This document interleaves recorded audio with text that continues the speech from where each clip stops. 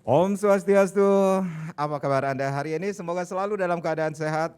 Dan yang pastinya pemirsa, Satgas Penanganan COVID-19 Nasional mengeluarkan surat edaran atau SE nomor 13 tahun 2022 yang mengatur protokol kesehatan terkait pelaku perjalanan luar negeri atau PPLN tanpa karantina. SE tersebut berlaku di 3 kawasan yakni Bali, Batam, dan Bintan.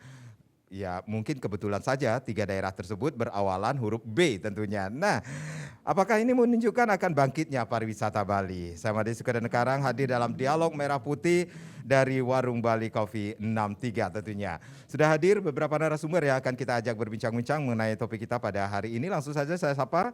Yang pertama, beliau adalah Bapak Gusti Kade Sutawo atau Dr. Gusti Kade Sutawo SEMM MBA, Ketua Aliansi Masyarakat Pariwisata Bali. Om Swastiastu, Pak Gusti, apa kabarnya? Sehat selalu?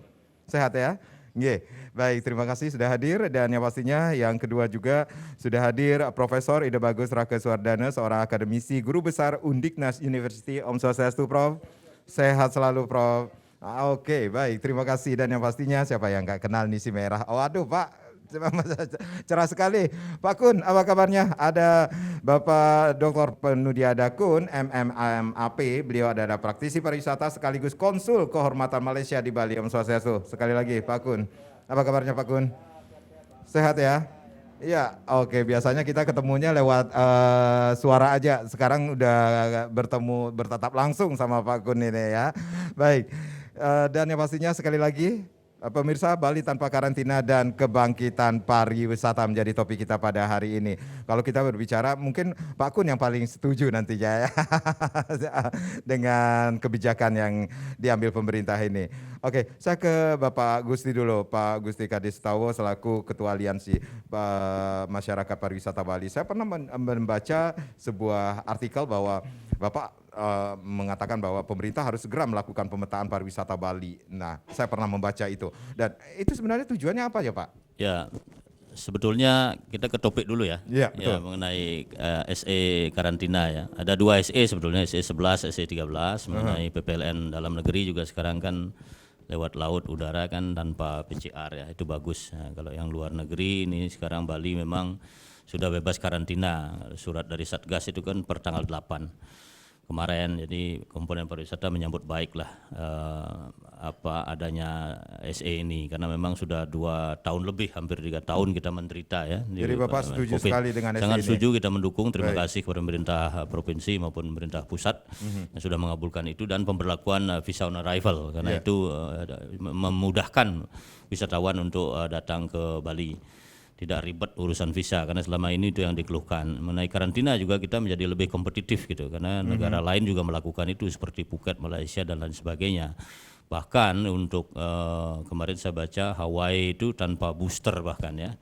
Tanpa booster, mungkin cukup ya 1 atau 2 vaksin, tapi kita udah bagus ya. Vaksin lengkap.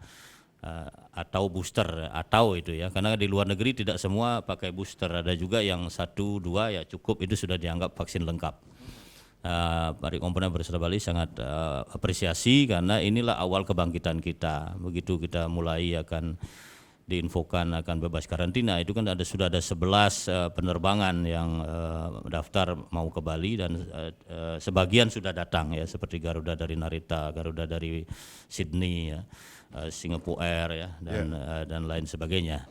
Nah ini tentu ya Jetstar ini tentu hal baik lah buat Bali dan ya sekali lagi apresiasi kepada pemerintah. Nah tadi mengenai pemetaan Bali perlu ditata itu menurut saya adalah memang permasalahan Bali dari zaman dulu kan masalah master plan pembangunan pariwisata. Ini kan perlu ditata lebih baik lah ke depannya, sonasinya di mana ya, jangan ujuk-ujuk di sini ada bangun ini di sana gitu. Harus dibuat planning lah ya, seperti saya kasih contoh Malaysia ada regional planning itu 50 tahun ke depan itu sudah ada. Ya, itu namanya master plan pembangunan pariwisata gitu. Tidak. Jadi selama ini menurut Pak Gusti sendiri master plan kita bagaimana Pak? Ya, karena ini kan masalahnya sekarang otonomi ini di tingkat 2 ya. Kalau bisa sebenarnya ditarik ke tingkat 1. Jadi one island, one management, one commando itu lebih baik.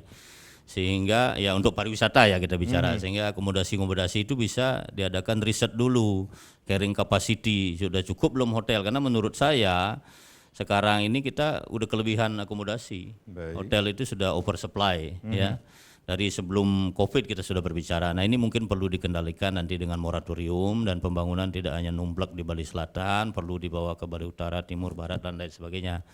Sehingga terjadi pemerataan ekonomi. Itu yang saya maksud. Nah, sonasi itu penting. Jadi di mana boleh hotel, di mana hanya penunjang saja kan gitu.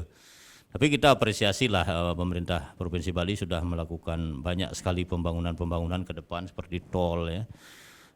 Dan pasar Mengui Gilimanuk ya, terus jalan shortcut ke Singaraja, terus ada pusat kebudayaan Bali, ada harbor ya, marine tourism ya. Ya, terus itu juga harbor yang menyambung ketiga pelabuhan ya, Nusa Penida, Sanur ya. Nah, ini tentu menjadikan Bali memiliki fasilitas yang lebih gitu, jadi tidak monoton.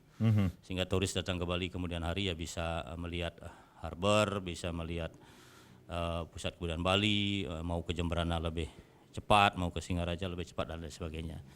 Itu saya rasa hal yang baik lah buat pariwisata Bali. Kalau kita kembali lagi kebijakan yang sudah diambil pemerintah ini sendiri Pak, bebas karantina, kemudian VOA ini visa on arrival ini sendiri, tetapi ada aturan yang belum mengizinkan karena kuota wisatawan seperti ini. Bapak melihatnya seperti apa Pak?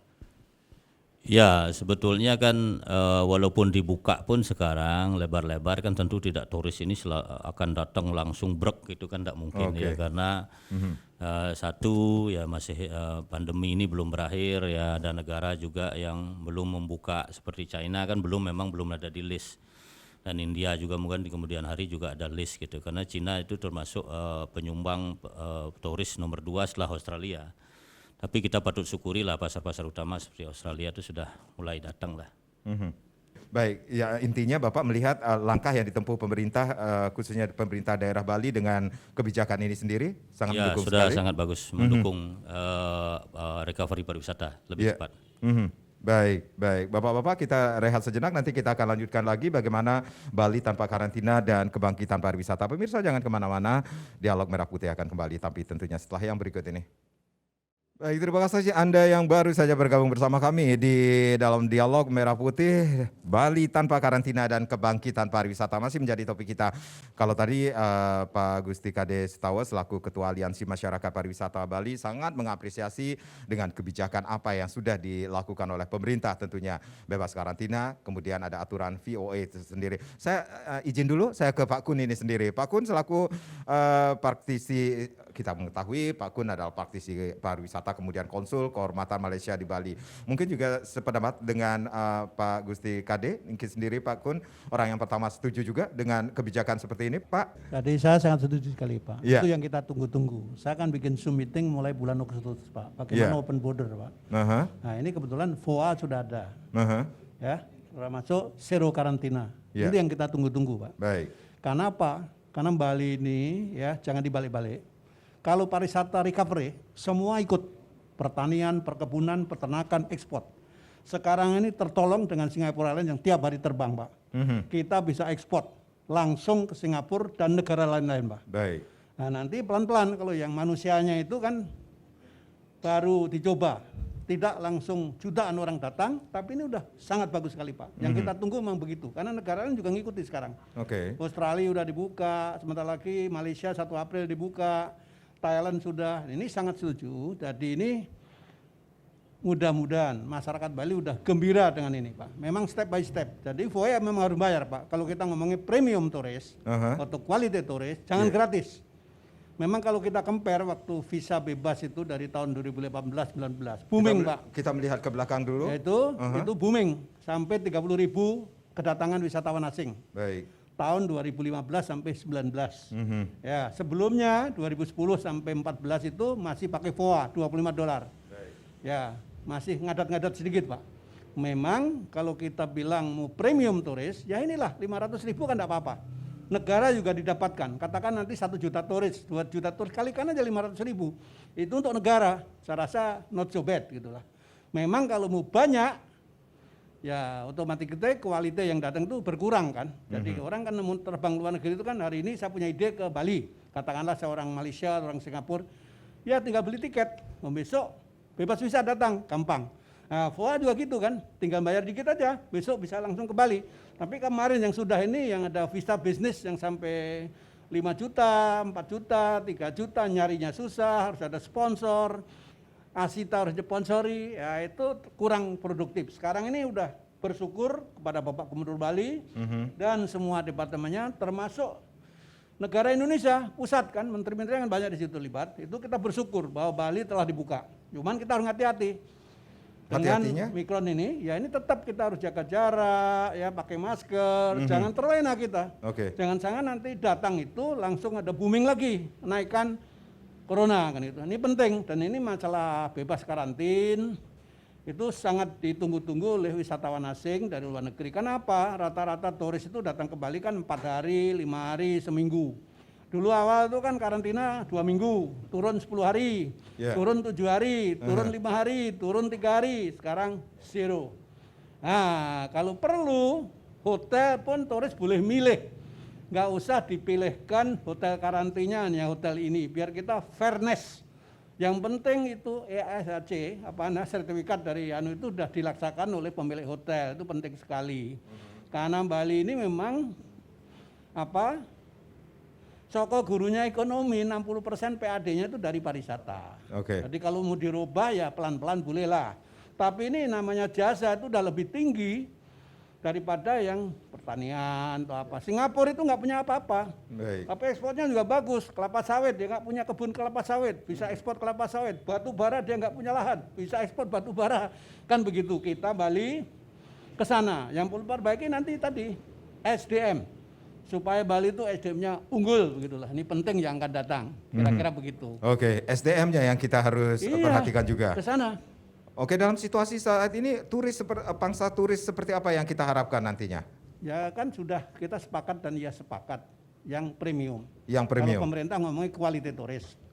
Jadi kalau turis-turis yang tertarik mengunjungi desa wisata, mengunjungi budaya-budaya yang ada, mengunjungi pura-pura yang ada, itu sebenarnya termasuk quality turis. Dia respect dengan budaya lokal yang ada di Bali. Karena Bali ini adalah wisata budaya Hindu gitu loh. Jadi orang ini pasar kita tetap masih ada. Walaupun milenial itu mau foto-foto, mau mejeng, tidak apa-apa. Tetap aja itu yang tertarik di Bali. Karena nggak ada duanya. Mirip-mirip memang di Thailand itu terkenal kenapa? Juga mirip-mirip budaya Buddha. Misalnya gitu kan, Myanmar misalnya sama. Bangkok itu begitu.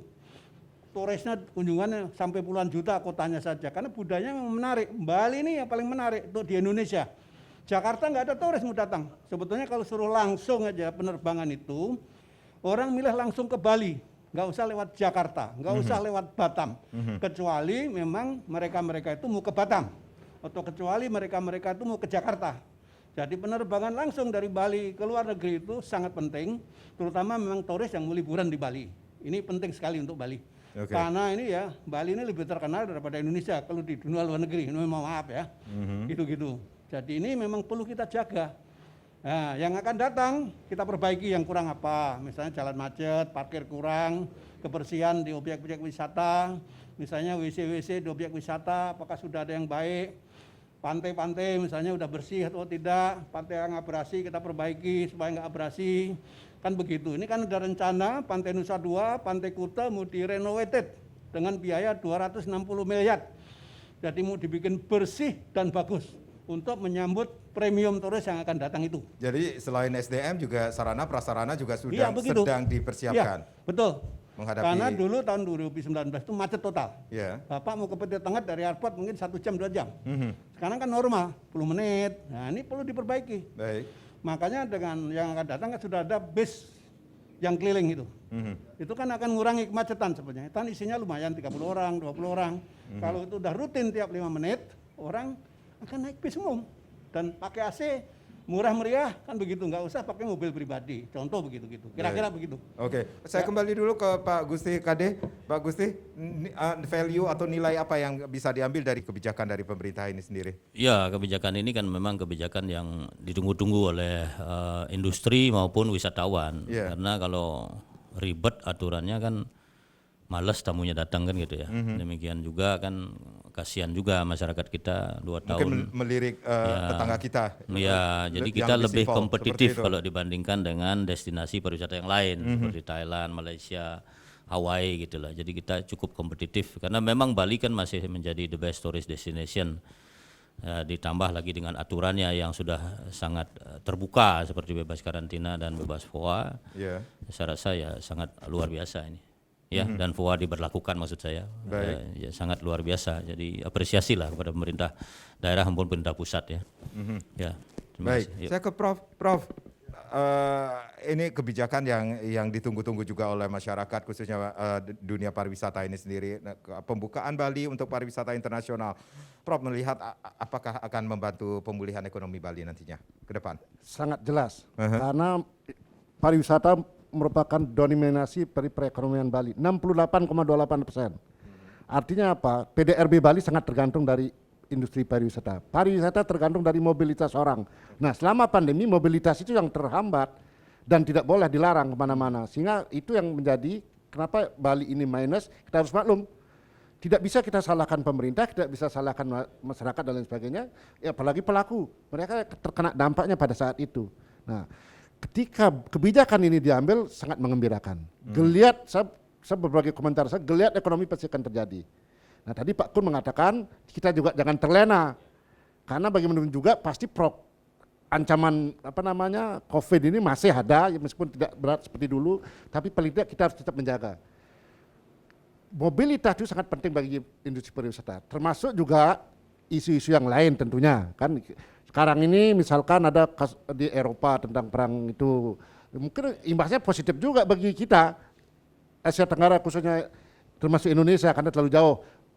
Selama 2 tahun para pelancong yang dulu mungkin, bukan dulu, yang sekarang mungkin ingin keluar, paling tidak melihat Bali lah paling tidak seperti itu. Sehingga kebijakan ini luar biasa, kita harus apresiasi kepada pemerintah pusat maupun pemerintah Provinsi Bali dan Bapak Gubernur yang telah berjuang agar bisa menjadikan Bali ini bebas karantina, apalagi bebas PCR dan lain sebagainya, itu kan luar biasa.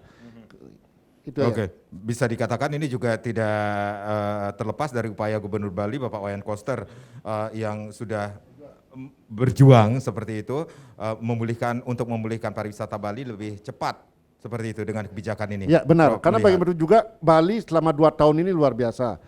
Terdalam dampak dari semua itu karena seperti yang katakan tadi, dominasi sektor pariwisata, sektor tersier namanya istilahnya ya, sektor tersier. Primer kita pertanian itu kan cuma 15 sekian persen. Lalu sekunder jasa industri sekitar 14 sekian. Yang tersier yang jasa termasuk industri pariwisata 68 sekian persen. Di mana 52% itu dari pariwisata dan multiplier efek dari pariwisata luar biasa di Bali ini. Tidak hanya orang Kuta saja dapat, tapi bagaimana supaya orang desa pun dapat juga dari rembesan industri pariwisata ini. Biar tidak salah. Nanti orang Karangasem bilang saya nggak dapat apa-apa. Salah. Karena pembangunan Bali dominasi ekonominya didominasi oleh industri pariwisata. Oke, kita berandai-andai Prof. Ini berarti prediksi untuk pemulihan ekonomi agar bisa lebih cepat dari prediksi dari BI sendiri yang memprediksi estimasi ekonomi Bali pulih sekitar 2024-2026. Oke, Bank Indonesia memperkirakan Bali ini pulihnya sekitar tahun 2024. Tapi jika ini sudah baik, uji coba sudah berjalan lancar dan tamu sudah mulai berdatangan, maka geliat itu pasti akan terjadi dan bisa lebih cepat. Bisa lebih cepat dengan asumsi seperti yang saya katakan tadi. Asumsinya kita tetap jaga prokes, lalu tidak ada ledakan lagi, tidak ada kebijakan yang aneh-aneh lagi. Ya, berarti ada aneh-aneh itu yang tentu menghambat industri pariwisata. Berarti ada pendukung untuk pemulihan. Harus ada pendukung pemulihan ekonomi. Kita bicara tentang transformasi ekonomi. Ya, bagus. Bali ini akan sadar balik lagi seperti dulu, tapi memerlukan proses yang panjang. Tadi Pak Kun mengatakan SDM kita harus unggul, Pak Gus Dak bilang seperti itu. Kita juga harus ingat seperti bahwa Bali ini memang harus meng-create yang baru dari dengan yang lalu. Pak Kun, nah berarti ada pendukung untuk mempercepat pemulihan ekonomi di Bali seperti kata Pak Prof ini. Berarti kesadaran, protokol kesehatan itu sangat penting sekali dan regulasi yang jelas seperti itu Pak Kun? Ya, betul. Jadi ini kan sebenarnya regulasinya sudah jelas, malah kita terlalu ketakutan sebenarnya. Harusnya itu udah dibuka udah 3 bulan lalu. Karena apa? Karena ini kita 2 tahun kan minus semua Pak. Jadi minusnya tuh sampai 12% Pak. Oke. Terutama hotel-hotel besar. Ini aset kita Pak. 146.000 kamar yang ada di Bali itu. Nanti kalau nggak ada turis jadi rumah hantu. Dan ini investasi yang triliunan Pak. Ya ini yang minus juga bukan yang hotel kecil, bukan hanya yang apa itu namanya homestay, yang bintang 5 pun minus.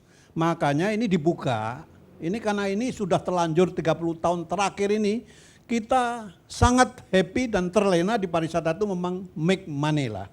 Nah sekarang kalau mau dirubah, itu take time, ini dulu, recover dulu yang sudah ada, kita nggak perlu investasi Pak. Paling hanya untuk renovasi lah, hotel yang kolamnya kotor perlu dibersihkan, kamar yang AC-nya mati perlu diganti AC atau direpot. Ini jadi kita sedikit sebenarnya. Kalau ini hidup, wah, cuman dulu kan 30.000 Pak wisatawan asing. Yeah. Sekarang ini masih sedikit, enggak apa-apa. Kan domestiknya udah lumayan, 10.000. Ya, domestik itu memang karena teman-teman Bali itu udah dulu selalu orang asing tuh bagus. Akuvalennya tuh memang tinggi Pak. Kalau domestik 5.000, akuvalen dengan 1.000 orang asing. Karena asing tuh minumnya kuat, alkoholnya macam-macam, makan juga begitu, tinggalnya di premium hotel yang mahal. Yang lokal tuh maunya yang murah-murah. Memang kenyataan begitu, kita mengerti. Tapi nggak apa-apa, diterima dulu. Jadi kalau perlu kita bersatu, terutama PHRI misalnya. Jangan murah-murah jualan harga. Ini ngomong kalau yang punya hotel. Sama yang travel, jangan bikin tour yang murah. Kalau belum bayar, tetangga kita kalau tour itu ya one day tour itu $150, Singapura aja. Okay. Kalau CT tour itu $60, $50. Harus bayar, dulu kan ada zero tour dollar. Tour gratis, tapi disembelih, shopping, di panti pijat, di mana-mana. Mendingan kita mulai sekarang kita benahi. Termasuk rent car misalnya. Jangan murah-murah jual mobil. Jualah yang itu tadi. Kita sambut G20 delegation and premium tourist dengan harga yang baru. Kita harus rebranding lagi. Jangan jual murah. Kita malah bangkrut sendiri. Oke. Nah, cuman memang ini mohon maaf ya. Belum makan semua terisi hotel itu. Toko, hotel, restoran itu masih banyak yang tutup. Karena kebetulan kita ini punya ribuan toko. Baik. Punya ribuan hotel, punya ribuan restoran, punya ribuan bank pasar misalnya gitu. Jadi kita memang sudah terlanjur ada. Baik. Supaya tidak tutup bagaimana? Kan begitu. Kita sambil membenahi SDM. Crash program bagaimana melayani turis yang premium tadi. Memang yang premium itu mungkin agak rewel sedikit tapi nggak apa-apa.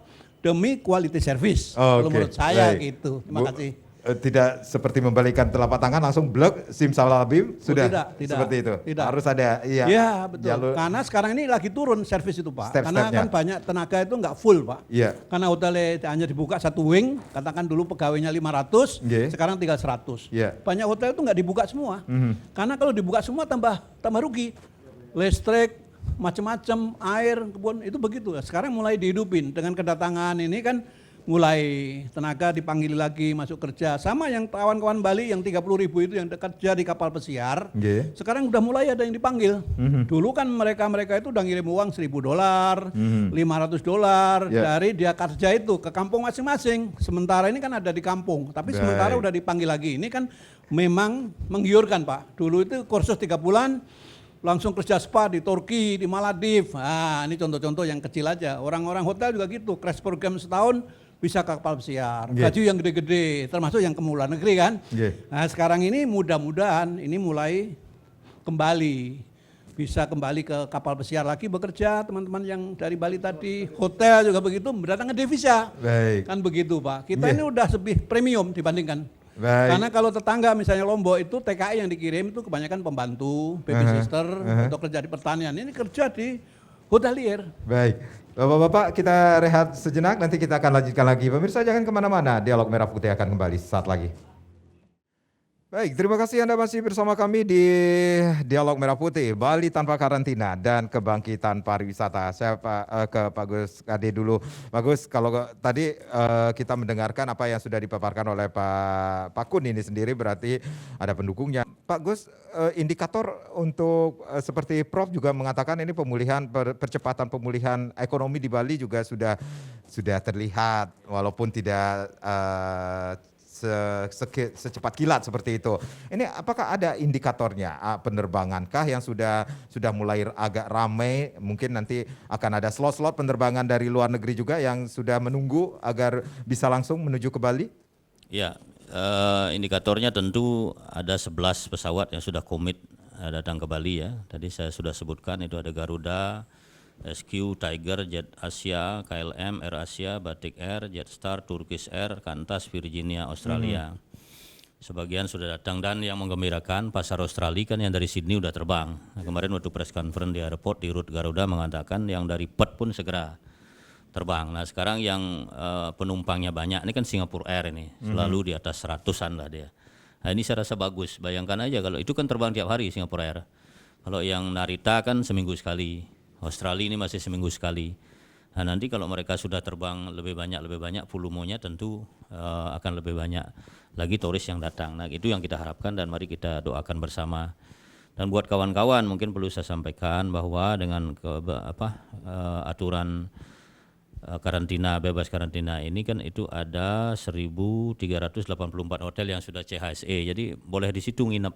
Kalau kemarin sebelum bebas karantina ini kan harus di bubble hotel, jumlahnya hanya 60 sudah ditunjuk, itu. Ya, yang ditunjuk. Sekarang sudah boleh, tapi harus yang sudah CHSE ini.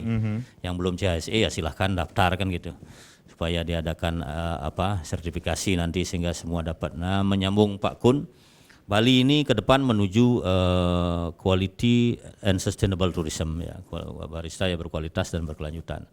Apa yang sudah dibuat oleh Pemprov Bali seperti tadi saya bilang ya tol, shortcut dan lain sebagainya itu mendukung adanya quality tourism karena bagaimanapun turis melihat hal-hal yang baru dan mendapatkan kemudahan-kemudahan. Nah, kita patut apresiasi bahwa di masa depan Bali ini sudah menjadi Bali yang baru gitu ya, tidak seperti yang sebelum-sebelumnya. Ini adalah angin segar buat Bali juga di masa depan di mana penunjang-penunjang pariwisata sudah mulai dibangun sebagian ya, seperti harbor dan lain sebagainya. Nah, ini ya buat kita sangat apresiasi lah, karena tidak mudah untuk membawa budget besar dari pusat ke daerah kalau pimpinan daerahnya nggak jago lobby gitu. Saya sendiri beberapa kali mengikuti ratas mendampingi Pak Gubernur, itu beliau sangat luar biasa pada saat berjuang bagaimana visa on arrival dan karantina ini. Saya dengar sendiri beliau sendiri yang memperjuangkan itu ya kepada Menteri Pak Luhut ya, LBP dan Menteri Pariwisata dan Menteri Kesehatan tentunya. Jadi artinya mari kita sekarang jaga, saya sepakat dengan Pak Kun, mari kita masyarakat ini tetap pertahankan prokes ketat. Jangan sampai kita kendor gitu, karena kalau nanti terjadi ledakan ya bahaya juga kita. Bisa jeda dulu kan gitu, apalagi kita menyongsong event G20 ini yang segera akan dilakukan di Bali, jangan sampai ya ada gangguan lah gitu. Jadi itu dari saya, terima kasih. Oke, Pak Kun, dengan kebijakan bebas karantina, kemudian VOA ini sendiri, ini Pak Kun yakin ini turis akan berduyun-duyun lagi datang ke Bali? Yakin Pak. Yakin sekali. Ini kan kembali ke negara tetangga Pak. Baik. Karena selama 2 tahun itu kan pengusaha itu, kalau ngomong pengusaha dunia itu 90% itu UKM. Mereka toko-toko juga lagi tutup, hotelnya tutup, usahanya tutup. Memang tidak langsung booming, at least ada kemudahan datang ke Bali. Nah, misalnya Kuta, nanti orang Australia akan berduyun-duyun ke Kuta itu. Jadi 500.000 itu kan cuma $30. Nggak apa-apa lah. Jadi itu katakan 5 orang, suami istri, anak 3, kan bayarnya cuma 2,5 juta visa. Anunya itu berlaku 1 bulan. Sangat bagus sekali. Dan average itu kan turis cuma seminggu, 2 minggu, 4 hari, enggak apa-apa. Jadi itu saya optimis lah. Memang itu kita harus mencari namanya quality turis ya harus bayar ya. Memang ada teman-teman maunya gratis. Tapi gratis itu ada risiko.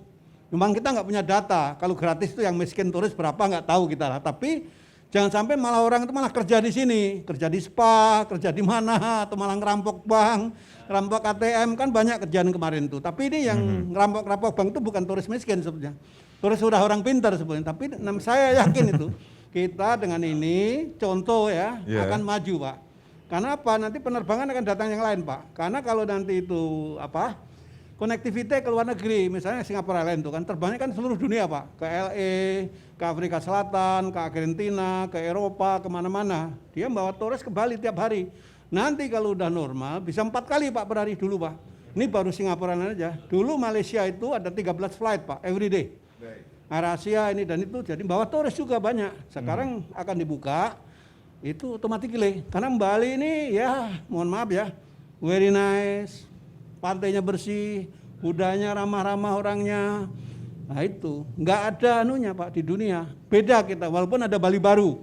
Misalnya Langkawi itu kan Bali baru, ya niru-niru Bali ini Malaysia itu kan. Oke. Nah, tapi nggak apa-apa, termasuk di India itu juga ada model Bali baru.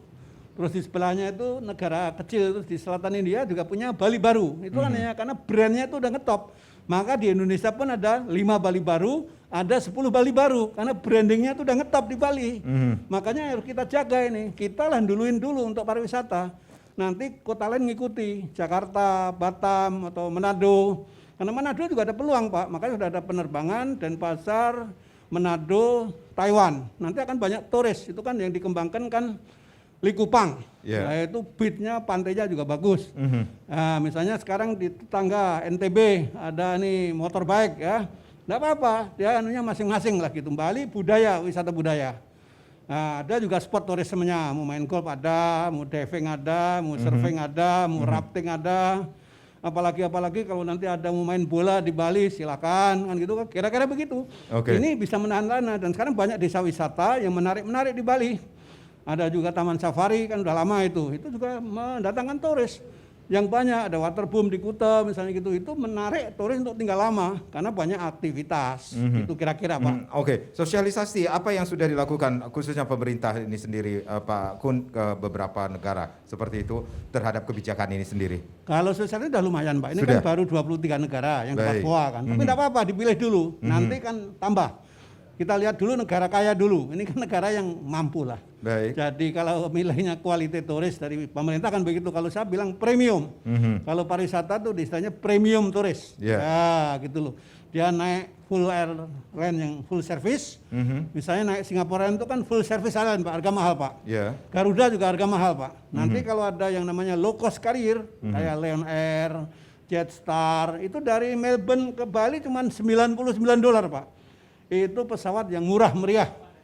Tapi enggak apa-apa, yang penting bawa turis gitu Pak. Karena ini untuk promosi duluan, nanti kalau udah penuh pesawat, dia akan naikkan harga Pak. Nah gitu loh Pak. Ini pokoknya kita optimis lah Bali akan maju duluan dibandingkan provinsi yang lain gitu. Baik, Pak Gus Kade, seperti apa yang sudah disampaikan oleh Pak Kun, ini sosialisasi juga sudah disampaikan kepada beberapa negara, 23 negara, akan ditambah lagi ke negara-negara kaya tentunya Pak Kun ya.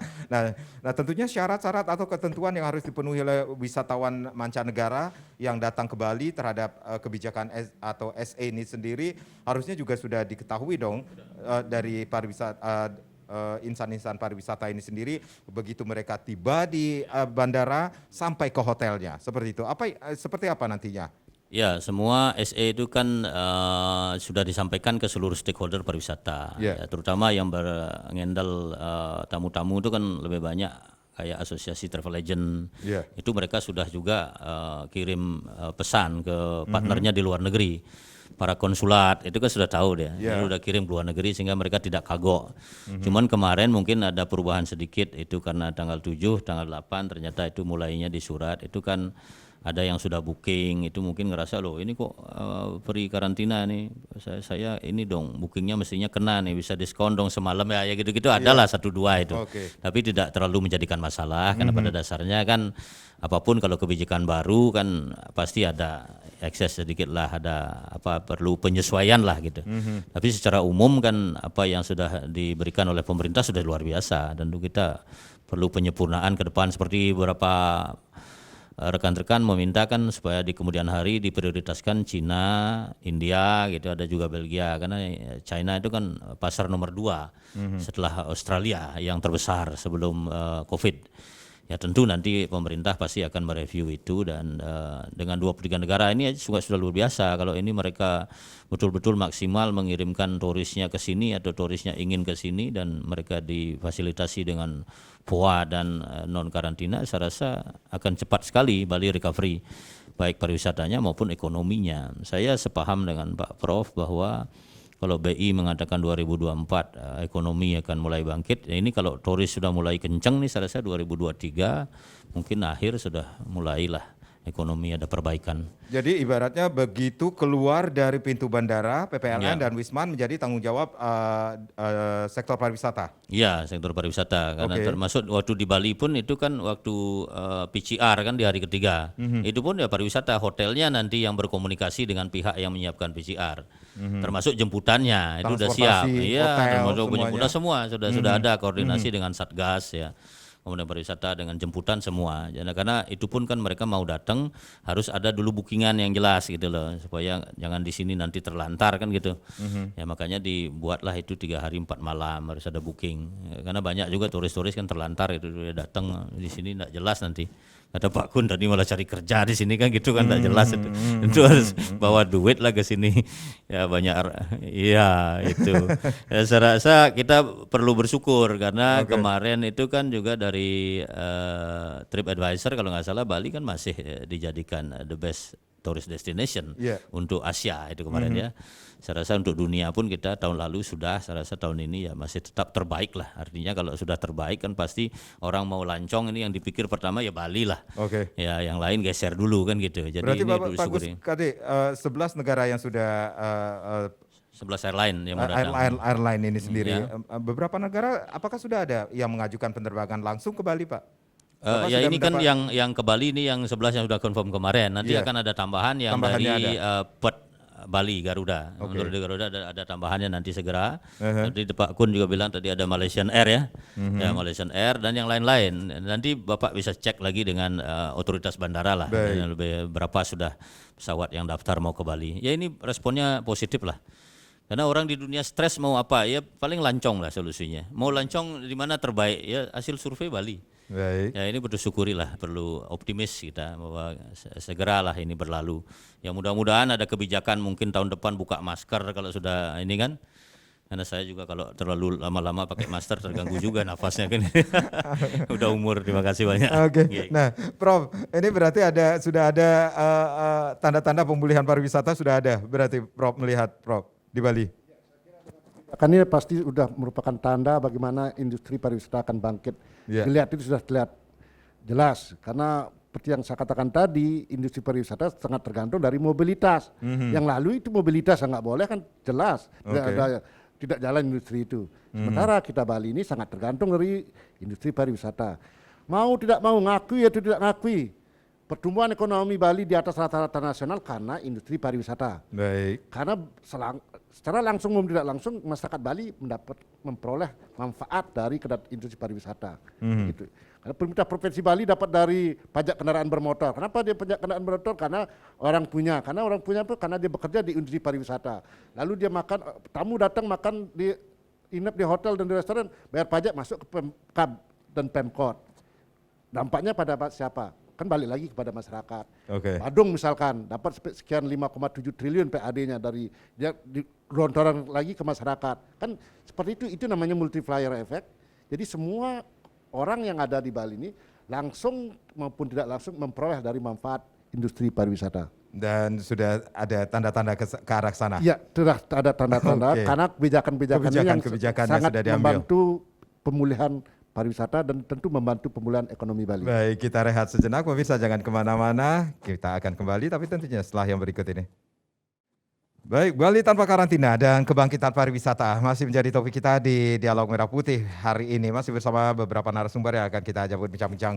Pak Prof, saya ke Pak Prof langsung. Berarti Pak Prof sudah melihat tanda-tanda pemulihan pariwisata sudah ada. Bagaimana dengan sektor lainnya? Padahal kita mengetahui saat ini pemerintah Bali sudah membuat perencanaan yang begitu matangnya dalam mentransformasikan ekonomi Bali di luar sektor pariwisata. Prof. Oke, kita tahu bahwa programnya Pak Gubernur Bali, Ekonomi Kreatif Bali, memprioritaskan 5 prioritas yang lain, industri pariwisata sebagai bonus. Tapi bonus ini yang terutama masih dominan. Baik. Karena untuk menggeser shifting itu cukup memerlukan waktu yang cukup. Karena apa? Karena selama ini memang kita sudah ke institusi jasa ini yang cukup besar masyarakat kita. Dan itu hampir semua dari sisi pekerjaan, dari sisi profesi, dan lain sebagainya, termasuk juga pertanian pun sebenarnya mendapat imbas dari pariwisata. Jangan salah. Misalkan contoh, Badung dapat insentif bebas PBB dulu, bebas bibit pupuk, itu kan imbas dari pariwisata. Jangan salah gitu, sehingga banyak orang mengatakan dia tidak memperoleh apa-apa dari industri pariwisata, itu salah. Itu dari saya. Baik, berarti pariwisata tetap menjadi yang lebih dominan seperti itu. Ketika mungkin nanti pada saatnya, ketika mesin membaik, pasti paling tidak pariwisata akan menjadi. Oke, kita mengetahui situasi. Tapi bagaimanapun juga pertanian juga harus tetap dikawal juga, karena bagaimanapun juga itu adalah keunggulan Bali. Seperti yang dikatakan oleh Pak Kun tadi, budaya Bali itu salah satunya pertanian, dan itu orang melihatnya kan.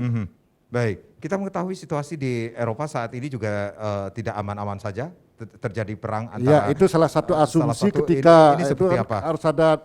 Apakah ini juga berpengaruh nantinya? Iya, menurut saya ada pengaruhnya juga. Kalau misalkan tidak merambah kemana-mana, artinya hanya dilokalisir di sana, orang-orang pasti akan cari yang aman kan? Karena pariwisata kan pasti cari aman dan nyaman. Cari amannya dia dan nyamannya. Bali masih yang terbaik menurut saya. Oke, baik. Pak Kun, nah ini saya kembali lagi nih ke Pak Kun ini. Pak Kun, sekali lagi, Pak Kun melihat dampak dari kebijakan yang sudah diambil dari pemerintah ini sendiri, Pak Kun.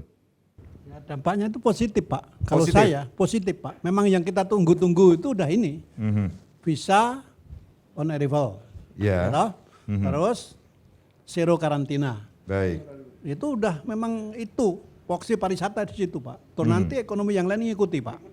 Ngikuti karena ini kan kalau pertanian itu kan mohon maaf ya. Petani Bali itu rata-rata tanahnya cuma 3.000 meter Pak. Tapi nggak apa-apa. Maka memang sekarang yang belum terasa misalnya Jembrana. Nggak terasa ekonominya karena kebanyakan memang petani. Buleleng mungkin begitu. Yang terasa itu Badung, Denpasar sama Gianyar. Karena PAD-nya Badung dulu tuh hampir 8,5 triliun setahun aja dari pariwisata. Nah, kalau yang memang Jawa misalnya, Jawa Timur, pariwisatanya itu hanya 20%, 15%. Maka yang lain tuh imbang, maka kita yang kena imbas. Tapi enggak apa-apa. Nanti kalau itu normal kembali, ini aset harus dipelihara Pak. Yang sudah ada ini Pak, tinggal memperbaiki, membangun tol misalnya dari Denpasar ke Jembrana, membangun tol dari Denpasar ke Singaraja itu bagus sekali supaya kemudahan kelancaran transportasi akan baik Pak. Dan ini ekspor sudah mulai Pak. Memang ekspor kita nggak banyak Pak. Yang banyak itu hasil laut, tapi enggak apa-apa. Saya ini tiap hari ngirim 4 ton ikan nener Pak ke Manila lewat Singapore Airlines Pak. Setelah ini buka, saya juga kebagian rezeki dikit. Berisiko gede Pak, gitu loh. Ya ini lumayan Pak, kira-kira begitu. Jadi ini ekspor saya juga tumbuh. Karena apa? Ekspor itu kan kemarin semua lewat Jakarta Pak. Dari pesawat itu ke Jakarta dulu, baru kita nyari space lagi di Jakarta mau kemana. Nah sekarang dengan dibukanya Bali itu ekspor pun handicraft, apalagi garment, industri, kerajinan, jewelry, termasuk pertanian, kan macam-macam Pak. Itu terbantu Pak. Juga manggis juga Pak. Dan itu kargo itu Pak, kalau pesawat besar kayak Singapore Airlines itu bisa 30 ton, 40 ton sekali ngangkut Pak. Cuman kita kan perlu connecting flight, barang-barang itu nggak ke Singapura doang. Ada yang mau ke San Francisco, ada yang mau ke LA, ada yang mau lagi ke Hawaii, ada yang lagi mau ke South Africa. Saya punya barang itu ke Manila Pak, ngirim nener Pak. Ini produksi dari Buleleng, ini contoh aja, fokus biar aku nggak ulu-ulu sedikit. Small money tapi ekonomi rakyat hidup. Nah ini contoh aja Pak. Jadi memang kalau ini ya teman saya juga punya hotel Pak. Dia punya view sawah-sawah dan perkebunan. Tapi yang menghasilkan memang dari kamar jual kamar hotelnya itu Pak.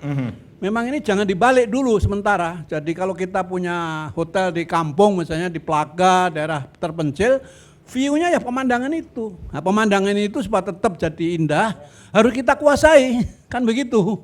Nah, ini penting karena itu tadi. Makanya kalau bisa yang akan datang di Bali itu jangan setiap jalan langsung kanan kiri ruko atau restoran.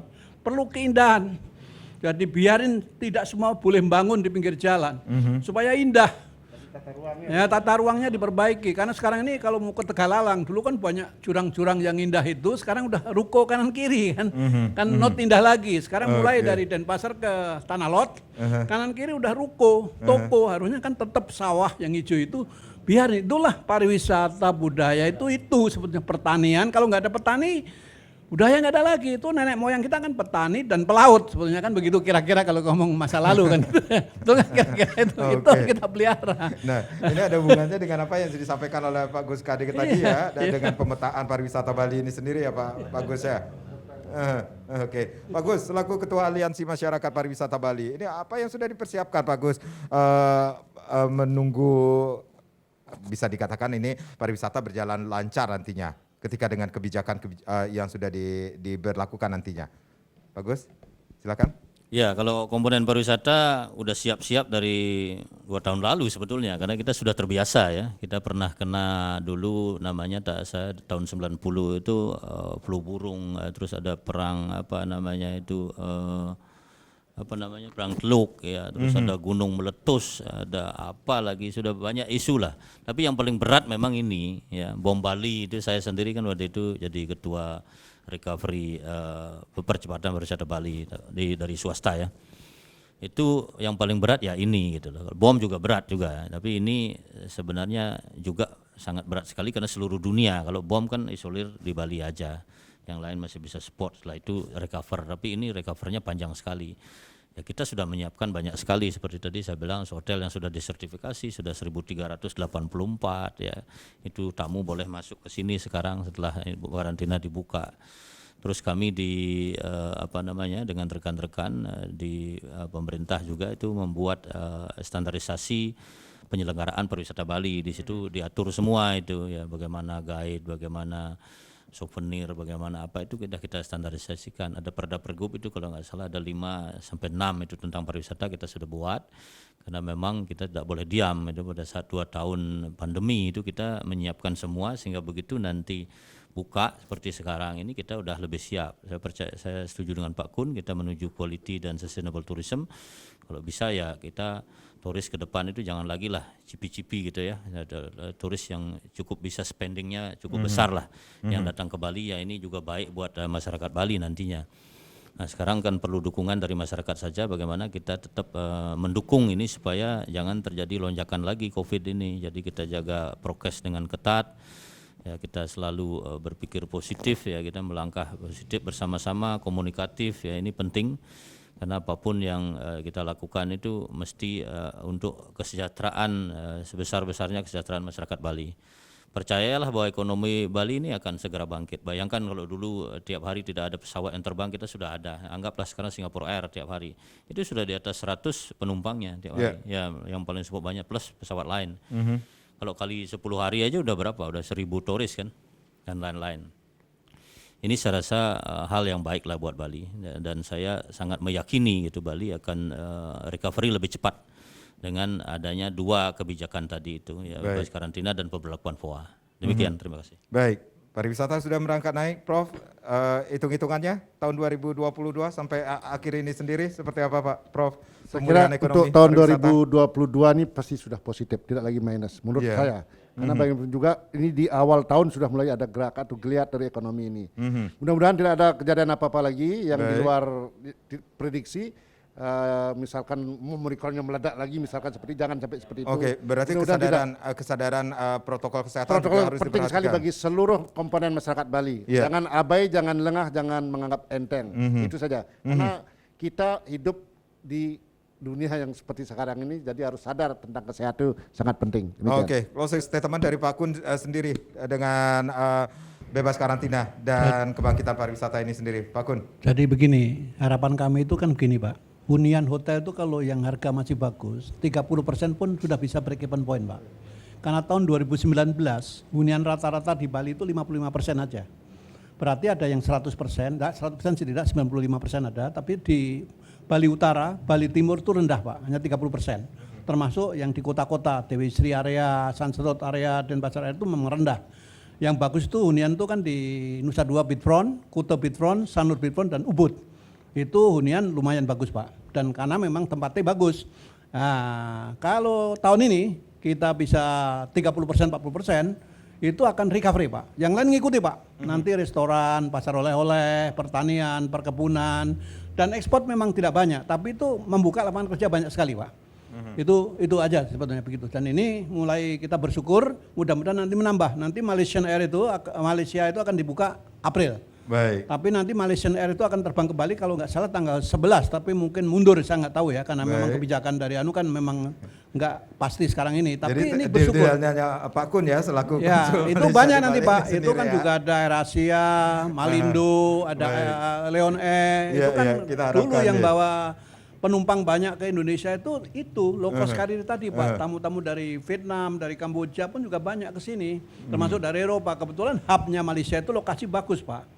Termasuk Bangkok. Bangkok itu kalau TG terbang ke Bali, itu kan seluruh Eropa dulu terbangi, termasuk Amerika. Nah, lokasi bagus, orang yang mau ke Kamboja pun lewat Bangkok, langsung ke Bali gitu loh. Singapura apalagi, ini kan lokasi bagus sekali Pak. Untuk hub internasional gitu kira-kira. Kita optimis Pak, gitu kira-kira Pak. Terima kasih. Optimis saja, ya itu yang terpenting ya. Oke Pak Kun, Prof dan Bagus Kade, terima kasih sudah sharing di Dialog Merah Putih hari ini yang pastinya pemirsa acara ini bersama Minyak Apun Ganapati Usada Bali Tambah Waras Herbal. Apunkan Minyak Ganapati, solusi keluarga sehat. Saya Made Sukadana Karang. Terima kasih, sampai jumpa. Om Santi Santi Santi Om.